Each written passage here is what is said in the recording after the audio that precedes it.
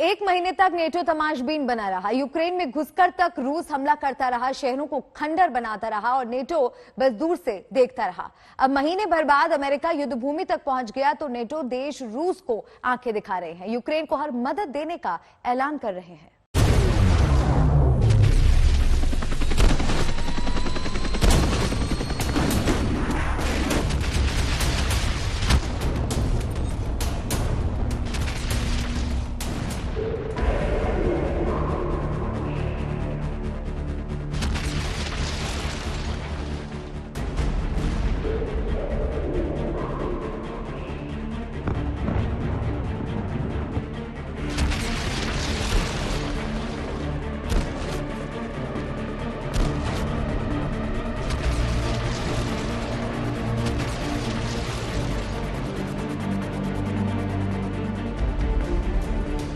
जंग के महीने भर बाद नाटो एक्शन में है।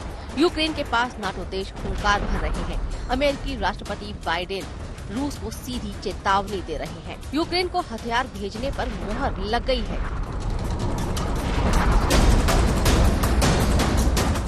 यूक्रेन को एंटी टैंक मिलेगा, घातक हथियार मिलेंगे, एयर डिफेंस सिस्टम तैनात होगा। ज़ेलेंस्की की हर बात मानी जाएगी। यूक्रेन पर रूस के अकारण और अनुचित आक्रमण की शुरुआत के एक महीने बाद नाटो नेताओं ने आज ब्रसेल्स में मुलाकात की। हम रूसी आक्रमण से लड़ने और आत्मरक्षा के उनके अधिकार को बनाए रखने के लिए सैन्य मदद के साथ यूक्रेन का समर्थन करना जारी रखेंगे। 24 फरवरी को रूस ने यूक्रेन पर पहली मिसाइल दागी। अब 31 दिन बाद बात परमाणु युद्ध तक पहुंच गई है। रूस नाटो को जंग से दूर रहने के लिए चेता रहा था। अब नाटो एक्शन पर उतर आया तो खतरा विश्व युद्ध का मंडराने लगा है। तो दोनों तरफ से, एक तरफ से एक्शन होता है, दूसरी तरफ से रिएक्शन होता है। ये स्वाभाविक है और ये एक्शन रिएक्शन की प्रतिक्रिया अब बहुत तेज हो गई है। तो कहीं ना कहीं जो ऐसा बोल रहे हैं कि तीसरे विश्व युद्ध का खतरा वो अब थोड़ा ज्यादा बढ़ गया है कि एक थोड़ी सी चूक हुई, कहीं से गलती से भी अगर कोई वेपन इधर उधर फायर कर जाता है या कहीं गलत इलाके में गिर जाता है तो ये युद्ध जो है किसी भी वक्त विश्व युद्ध में बदल सकता है। नाटो की इमरजेंसी मीटिंग में अमेरिका समेत दुनिया के 30 देशों ने एक्शन प्लान तैयार किया है। रूस की घेराबंदी जमीन से भी होगी, आसमान और समंदर से भी। रूस से सटे नाटो देशों में फौज का जमावड़ा बढ़ेगा। यूरोप में 1 लाख अमेरिकी और 40,000 नाटो देशों के सैनिक तैनात होंगे। बुल्गारिया, हंगरी, रोमानिया, स्लोवाकिया में 4 नए बैटल ग्रुप की तैनाती होगी। रूस की परमाणु धमकी को देखते हुए नाटो देश बाल्टिक सागर से ब्लैक सी तक 8 जंगी बेड़े तैनात होंगे। इनमें परमाणु पनडुब्बियां भी होंगी।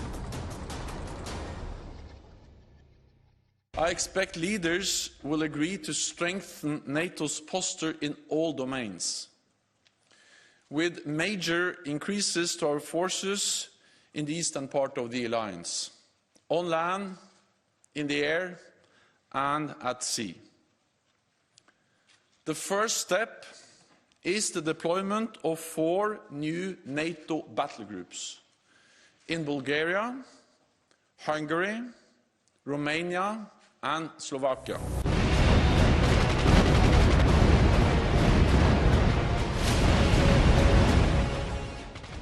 युद्ध काल में अमेरिकी राष्ट्रपति बाइडेन का नाटो हेडक्वार्टर्स आना, एक दिन में 3 इमरजेंसी बैठक में बैक टू बैक हिस्सा लेना रूस के लिए अच्छे संकेत नहीं है।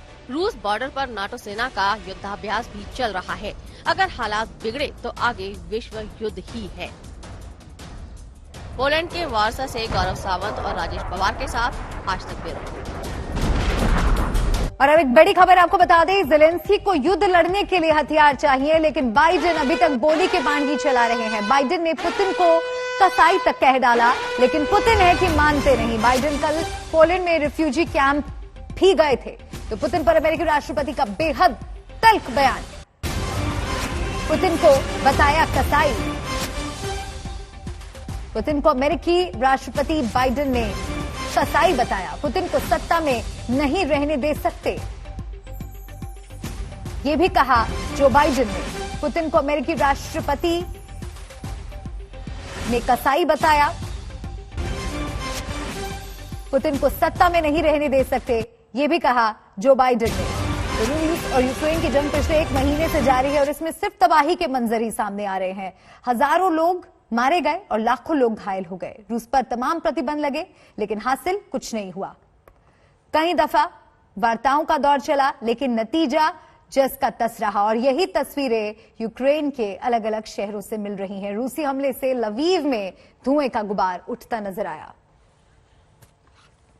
रूस और यूक्रेन के बीच जंग थमने का नाम नहीं ले रही है और ना ही तबाही की तस्वीर कम हो रही है। इस बीच लगातार युद्ध में परमाणु हमले की धमकियों का दौर जारी है, जहां नेटो के प्रतिबंधों के बीच रूस ने एक बड़ा कदम उठाया है, जिसने दुनिया की टेंशन बढ़ा दी है। रूस ने परमाणु पनडुब्बियों का जखीरा समंदर में उतारा है, जिसने खलबली मचा दी है।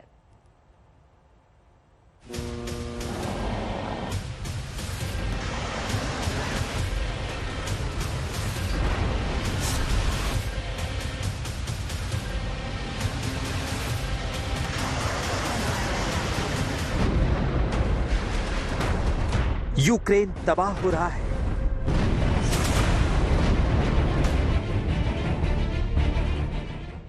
शहर खंडहर में तब्दील हो रहे हैं। लेकिन क्या यह जंग और तबाही लाने वाली है?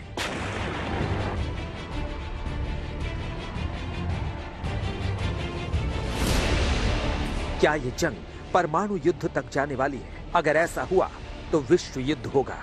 नाटो रूस आमने सामने होंगे, क्योंकि रूस के तेवर नरम नहीं पड़ रहे। नाटो के हर एक्शन का जवाब पुतिन सख्ती के साथ दे रहे हैं, जिसमें लगातार न्यूक्लियर वॉर की धमकी होती। और ये सिर्फ धमकी ना लगे, इसके लिए रूस डराने वाले कदम भी उठा रहा है। परमाणु ताकत से लैस रूस की परमाणु पनडुब्बियों का बेड़ा अटलांटिक सागर में उतर चुका है। 23 मार्च को ही रूस की तरफ से परमाणु हमले की ताजा धमकी जारी की गई थी। पश्चिमी देशों की रिपोर्ट के मुताबिक इसके तुरंत बाद ही पुतिन ने अपनी परमाणु पनडुब्बियों के बेड़े को समंदर में उतारने का हुक्म जारी कर दिया। रूस की उत्तरी सीमा से पनडुब्बियों का यह बेड़ा पूरे यूरोप को लांघते हुए उत्तरी अटलांटिक सागर तक पहुंच गया। हालांकि इसके बाद पनडुब्बियां वापस रूस लौट गई। रूस की ये पनडुब्बियां 16 मिसाइलों से लैस परमाणु हथियार ले जाने में सक्षम है। रूस की परमाणु ताकत की नुमाइश की खबर ऐसे वक्त में आई है जब यूक्रेन पर उसके हमलों से पूरी दुनिया चिंता में है। दुनिया भर के सभी ताकतवर देश यूक्रेन के पड़ोस में 3-3 बैठकें कर चुके हैं और रूस के धुर विरोधी अमेरिका के राष्ट्रपति बाइडेन खुद यूक्रेन सीमा के दूसरी तरफ पोलैंड में मौजूद है। और नाटो देश रूस को बार बार परमाणु हथियारों को लेकर चेतावनी दे रहे हैं।